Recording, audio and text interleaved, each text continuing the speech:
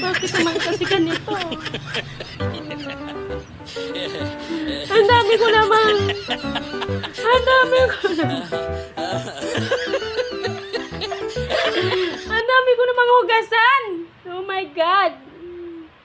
Tuwing umaga na lang ba ganito ang hugasan ko? Tuwing umaga lang ba talaga? Hindi na nagbabago. Nako. Pero okay lang yan, guys. Ang ibig sabihin nun, daming hugasan, daming pagkain. Kaya, kaya daming hugasan kasi daming kinakain, daming kumakain. O, di ba? Okay lang yan, guys. Basta may tubig.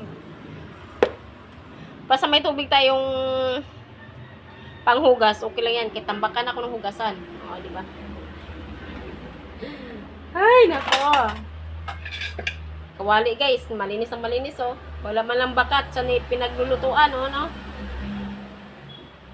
Ibig sabihin niyan, guys, said talaga laman. Walang natira. Yan ang hindi masasabing sayang. Kundi, walang sayang. Dahil walang natitira, guys. Pero sayang yung asukal ko, guys, oh. Ilalanggam siya. Matindi tong langgam na to, guys. Ang dami niyang langgam. Yung maliliit. Pag ito'y dun madapo, guys, sa ating balat. Pag nangangagat ito, maano din to. Sakit nito mangagat. Yan, dami, oh. Kahit nilagay ko pa sa tubig. Kasi lang, nagawa pa. Naghanap pa rin sila ng paraan kung saan sila lumusot. Saan sila pwedeng pumasok. Kaya ganyan, oh. Daming langgam. Paano ko kaya ito tatanggalin? Bubuksan ko kaya. Para makalabas sila. O, ayan, guys. Pulang-pula, oh. Ang dami. Palabasin ko to sila para maalis sila dyan sa loob. Dami, guys, oh. Sayang, di na ito magagamit ng asukal na to.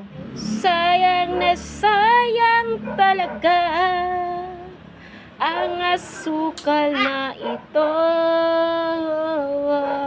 Yeah. Pag ito talagang langgam ang dumadapo sa ating pagkain o sa asukal basta matatamis, pag dumapo ito sila, mahirap tanggalin. Kasi ang liliit nila, guys, oh. Maliit sila. Hindi sila pwede tatanggalin kaagad. Ayan, hayaan mo lang muna silang lumabas at kumagapang para maalis sila dyan. Para matanggal na sila. Ayan, ang dami. Ayan lang, guys. At magkapaghugas na rin ako ng plato. Thank you for watching, guys. Bye-bye.